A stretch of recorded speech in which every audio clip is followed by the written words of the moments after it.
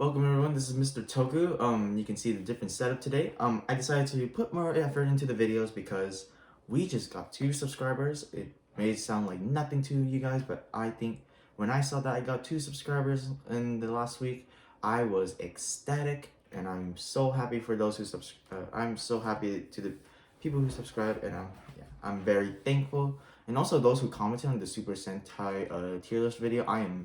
I am really thankful for the support. It means a lot to me. All the support from you guys means the world to me. So, yeah. So now, for this type of review, it's gonna be a bit different. I decided to make a little thing, put a little bit more effort into it because just me talking,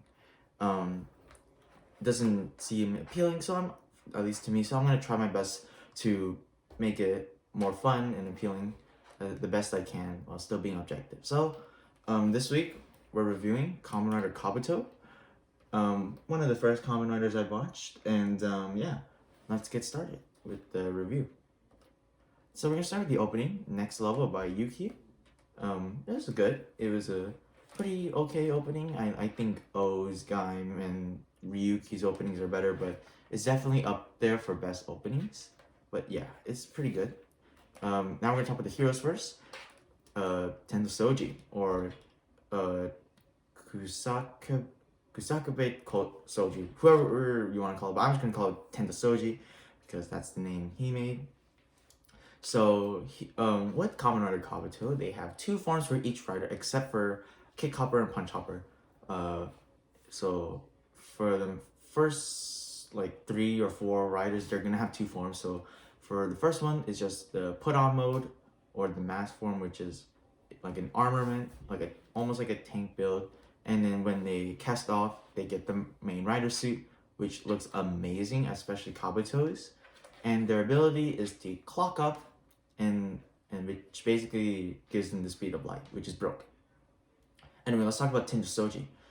He was as a main rider, he is very powerful. His personality is really funny. So at times, and he can be a dick at times, but it's fine. I mean, that's just him, Obachan.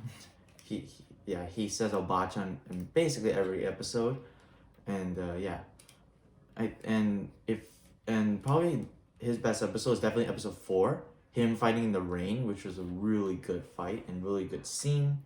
So yeah, I'm fine with Tendo Soji. I think he's a good character. Midway through the season, I believe either episode 33 or 34, he gets his final form, which is Hyper Kabuto.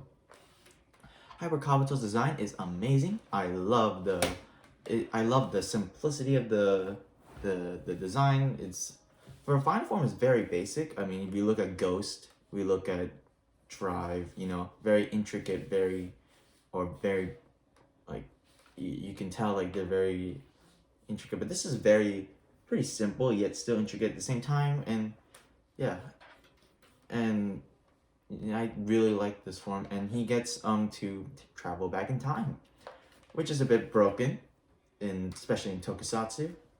But yeah, and basically he's in almost every episode he gets. Yeah, let's move on to the main character yet secondary writer. Kamen Rider Detect, Kagami. First, I'm gonna say his suit. His suit is amazing. Probably the best suit out of all the riders in the show. He starts off as like a jobber, almost like one of the jobber soldiers, the Zek troopers. But he works his way up to being a Kamen Rider. Before Gateki gets the D, which I'll talk about. But yeah. He was the one chosen for Katek, and yeah, I think his suit's better than Kabuto's because it just looks amazing. I think it just seems better.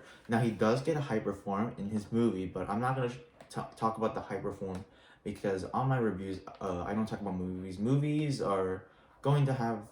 I don't really watch Toku movies unless they're like necessary. So let's say Ryuki episode final, which I will actually gonna watch today. I will talk about them, but Godspeed Love really isn't in the plot. It's more of like a alternate timeline, which I'm not going to talk about. Next, we're going to talk about the B. There's about like 3 users. So for like the bee attack and stuff, I'm not gonna. Well, the attack, no, it's always Kagami. So anyway, for like the bee, for example, they have like worms using it. I'm not gonna include those because they are very brief. I'm just gonna go about the users who used it, at least like main characters who used it. We're gonna talk about with Yagamura, here Kanzen Choa, dude, makes tofu better than soji. So that's all he has basically. He basically was jobbed in like very early on, and then Kagami actually became the bee, but decided to go because he didn't want to kill Tendo.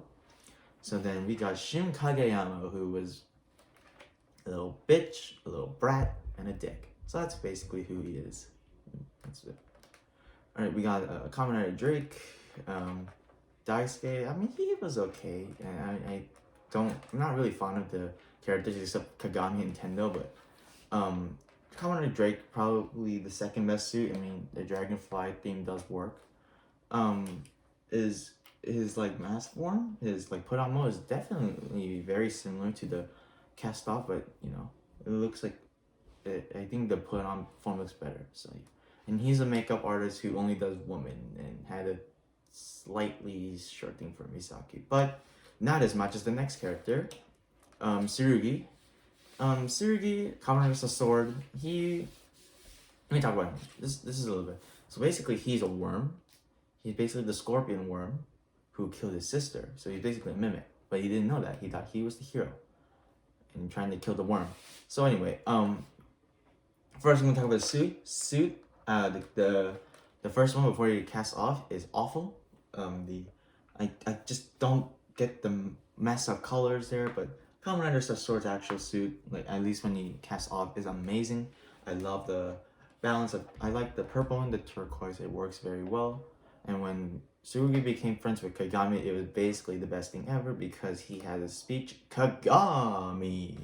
So yeah, we're gonna move on to Punch Rider and Kick Hopper, and it's Kick Hopper and Punch Hopper. Basically, so Yagamura and Kageyama got kicked out of ZEC because of reasons I'm not gonna explain. I don't want to spoil things in the show, and they become edgelords. They become edgelords, and they don't really like their character at the end. They that ruined it for me. So this is a bit of a spoiler. I'm gonna have you skip to the next category, which is the ZEC members. So if you think you're gonna get spoiled, please skip ahead to the ZEC members. But we're gonna talk about Dark Kabuto, Soji Kusakabe. Is that his name? Kusakabe. Yeah. Hi, I'm bad at reading. Dark Rider, Kamen Rider, Dark Kabuto.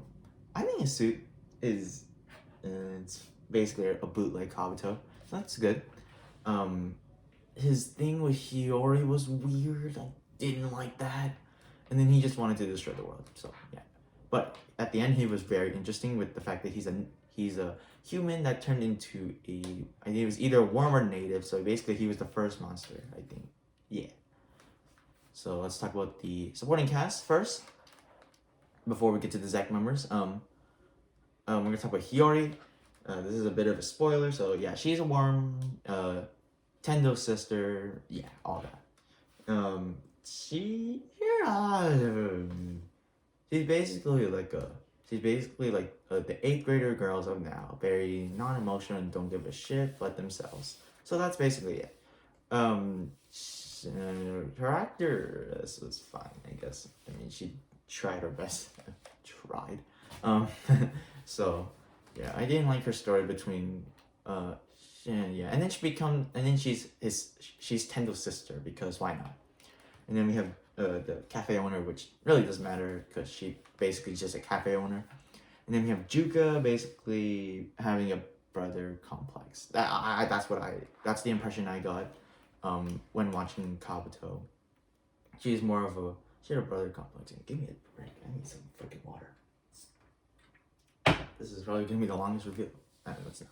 But anyway, so Hiyori is basically the older sister of Juka, which is really, really weird because it is explained that Hiyori is basically a worm born from a worm, at least born from a native. So technically she is, but I don't understand how Juka is the sister. I didn't see the explanation. Hopefully you guys can clarify for me, because I think it's just weird that Juka is just there in the first place. Maybe she should have been the worm. She should have been a worm, and Hiyori would have just been like another plot. I don't know. That's just what I would have done. I would have made Juka a worm. It would have made more sense, because she's literally yeah.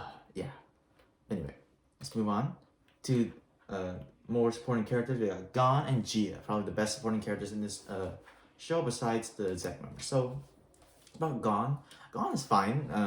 She had her moments with Daisuke, and when she got her mom back, which were pretty good episodes. Gia is probably the most lovable character in this show. You will. Oh my god! Even Tendo respects him. That's saying something, because his cooking skills look actually pretty damn good. But sadly, his actor passed away this year in August. So my heart goes to his family, and yeah, may you rest in peace. So let's move on to the Zek members. So for the Zek members, they're gonna be divided into two. First, we're gonna talk about the villain members of Zek, and then we're gonna talk about the one to ally with the heroes, basically. So let's talk about Negishi, Mishima, and Kagami's dad.